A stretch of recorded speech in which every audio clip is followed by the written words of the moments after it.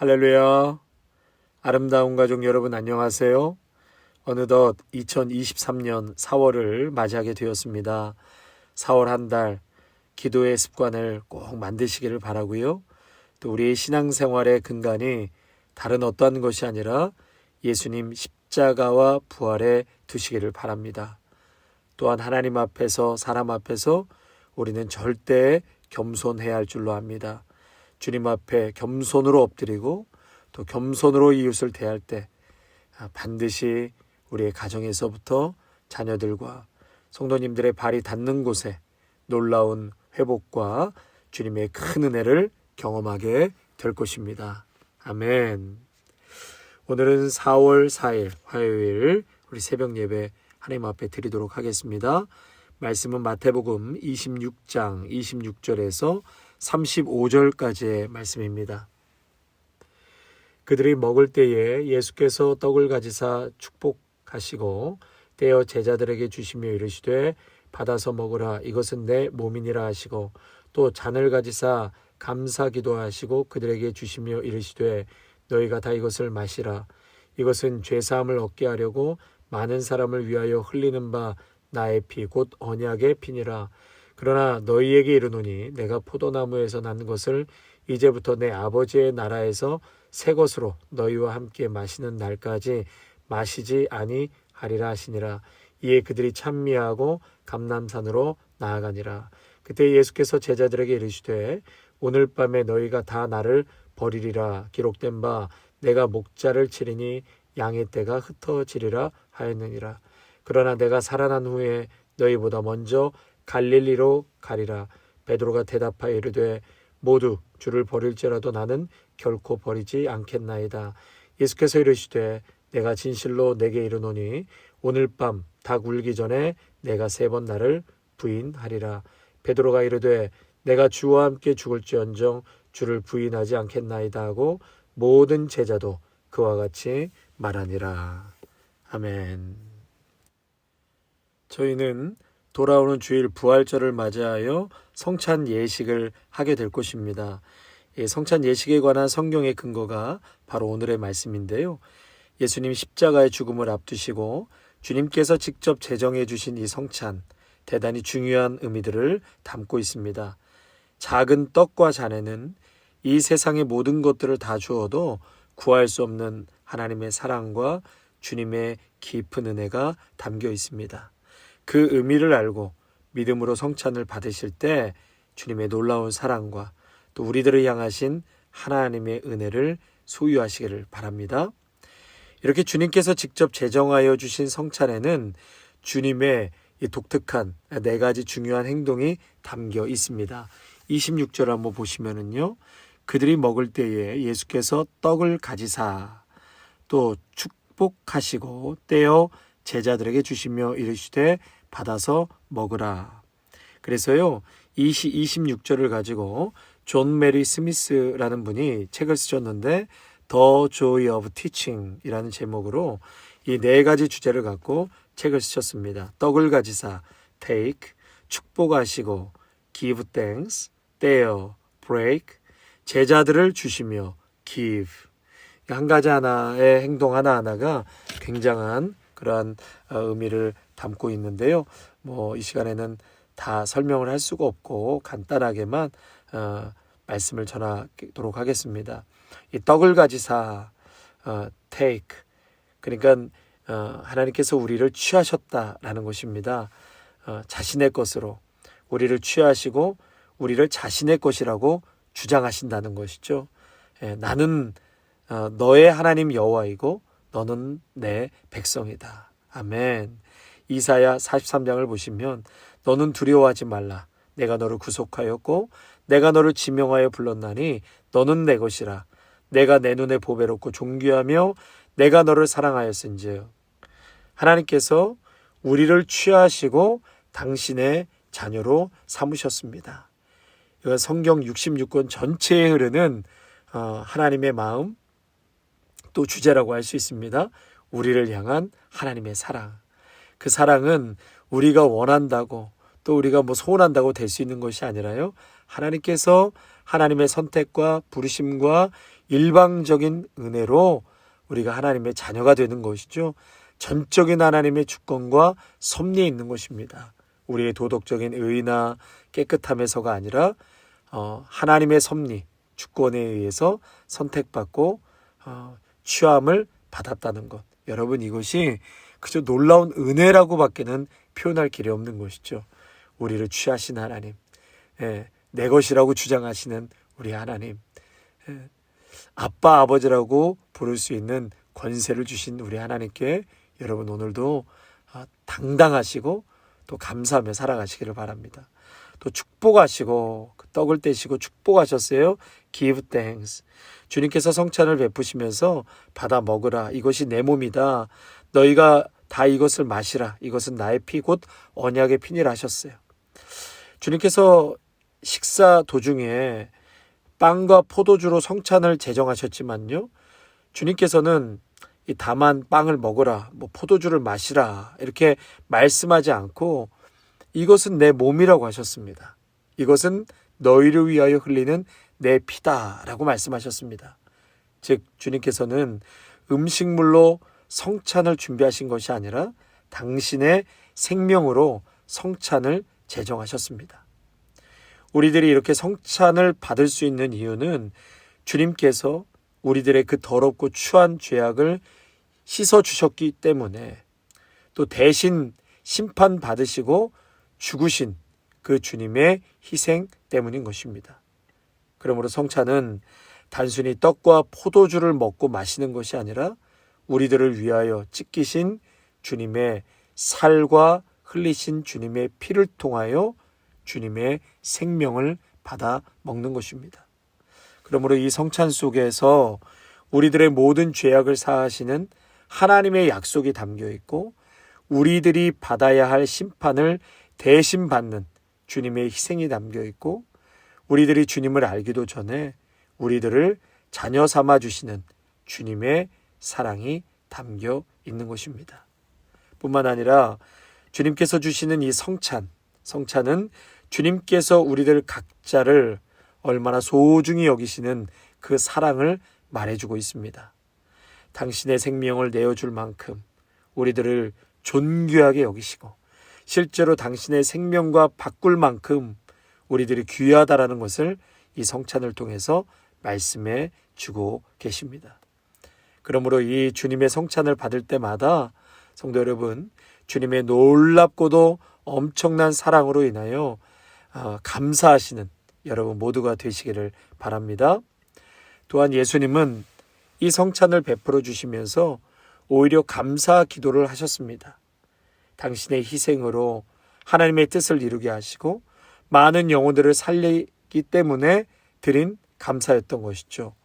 무엇을 받아서 감사한 것이 아니라 예수님은 오히려 주어서 희생하셔서 감사하고 계신 것입니다.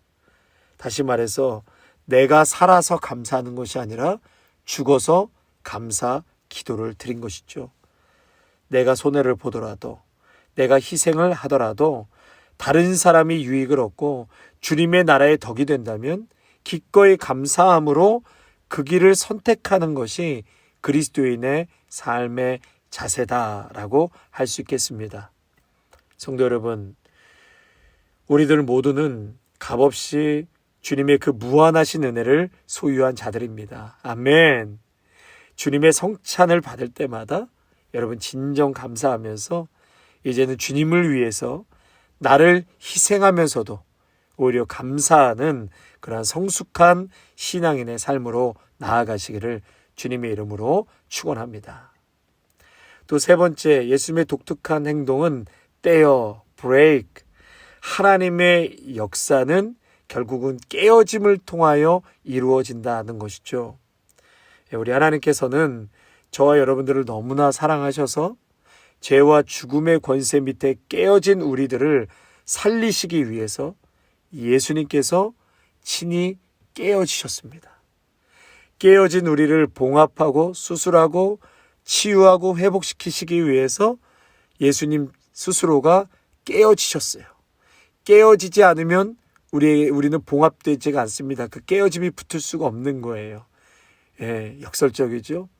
예수님께서 친히 깨어지셨기 때문에 깨어진 우리가 치유되고 생명을 다시 얻게 된 것이다. 십자가에서 예수님의 육신이 깨어지셨습니다. 우리들의 죄를 짊어지시고 죄인으로 심판을 받으신 것입니다. 성경에서는 이 깨어짐을 통해서 하나님의 역사들을 이루어 가셨습니다. 한 알의 밀이 땅에 떨어져 죽어야 깨져야 열매를 맺지요. 시편 51편 17절에도 하나님께서 구하시는 제사는 상한 심령이라 하나님이여 상하고 통회하는 마음을 주께서 멸시치 아니하시니라. 하나님께서 기뻐하시는 예배, 그 심령은 통회하고 깨어진 마음, 하나님 앞에 가난한 마음, 애통하는 마음으로 주님을 부르짖고 주님의 은혜를 갈망하는 그 깨어진 심령을 하나님께서 너무 기뻐하신다는 것이죠. 그리고 그곳에 하나님께서 임재하십니다. 또 마리아는 옥합을 예수님께 깨뜨려서 부었습니다. 성도 여러분, 내가 깨어짐이 진정한 거룩함이요 또한 진정한 축복입니다. 주님께서 당신의 몸을 깨뜨리심으로 우리들을 구원하신 그 거룩한 사랑을 입은 우리들도 주님을 따라 살아갈 수 있기를 바랍니다. 주님께서 당신의 생명을 바쳐서 이루어 주신 그 거룩한 성찬을 받을 때마다 나만을 위하기보다는 다른 사람을 위하고 주님을 위하는 그런 아름다운 삶을 살아가시는 믿음의 성도님들이 되시기를 바랍니다. 또 네 번째로 제자들에게 예수님께서 give 주셨습니다. 예수님께서 우리에게 생명을 내어 주셨습니다. 자신을 우리에게 내어 주셨듯이 그분의 살과 피를 먹고 마시는 자마다 이제 세상에 우리 또한 내어 주어야 한다는 것입니다. 세상을 섬기셔야 하고요. 다른 사람을 섬겨야 하고요. 고통하고 어려운 자들을 돕고 친구가 없고 외롭고 고독한 자들에게 복음이 필요한 자들에게 복음을 전하고 또한 친구가 되어주는 다른 사람에게 작은 예수가 되도록 내어 주어야 한다라는 의미인 것이죠. 하나님께서 예수님을 보내시고 또 하나님께서 예수님을 통하여 성령을 이 땅에 보내주신 것처럼 삼위일체 하나님께서 교회를 세상에 보내주셨습니다. 우리가 성찬을 받을 때 이러한 예수님의 네 가지 행동을 기억하시면서 영적인 의미를 잘 깨닫고 성찬을 받을 때마다 그러한 감격과 의미를 되새길 뿐만 아니라 우리의 삶 속에서 순종과 실천으로 열매 맺으시는 여러분 모두가 되시기를 바랍니다.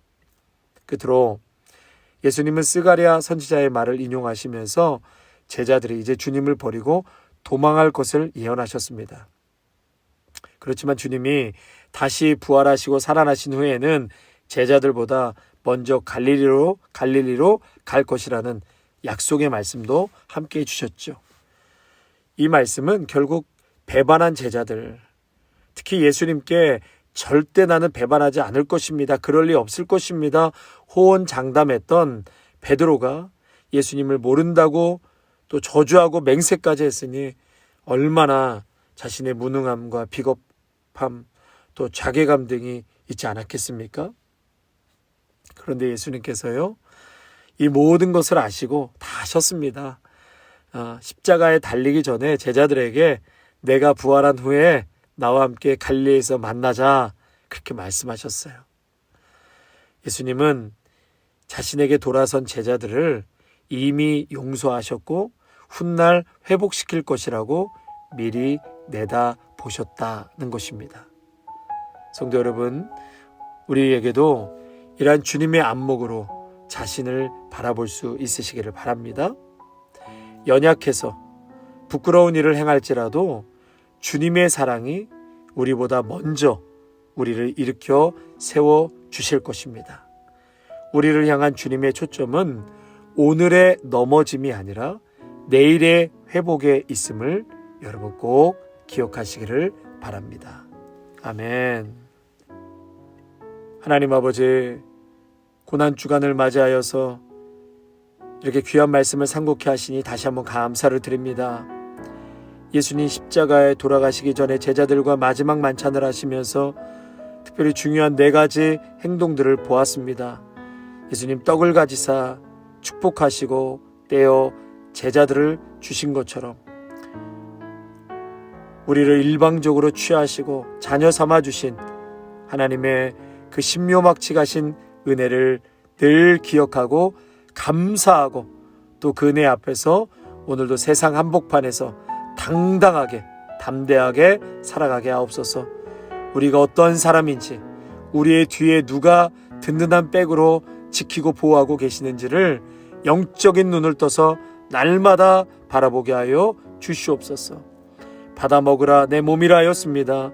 죄로 인해서 죽을 수밖에 없고 사망의 어둠에 앉아 흐느낄 수밖에 없는 인생 가운데 주님 빛으로 찾아오시고 구원하여 주셨습니다. 주님의 살과 피를 통하여서 주님의 생명을 받아 먹은 것처럼 우리 또한 세상을 향해 작은 예수로 살아가게 하여 주시옵소서. 하나님 아버지, 옥합을 깨트리는 것처럼 우리가 깨어지기를 소망합니다. 깨어지고 그 깨어짐을 통해서 하나님의 놀라운 위대한 역사가 임한다는 것을 바라보게 하여 주시옵소서. 아버지, 우리들을 향한 주님의 초점은 오늘의 넘어짐이 아니라 내일의 회복이 있음을 감사드립니다.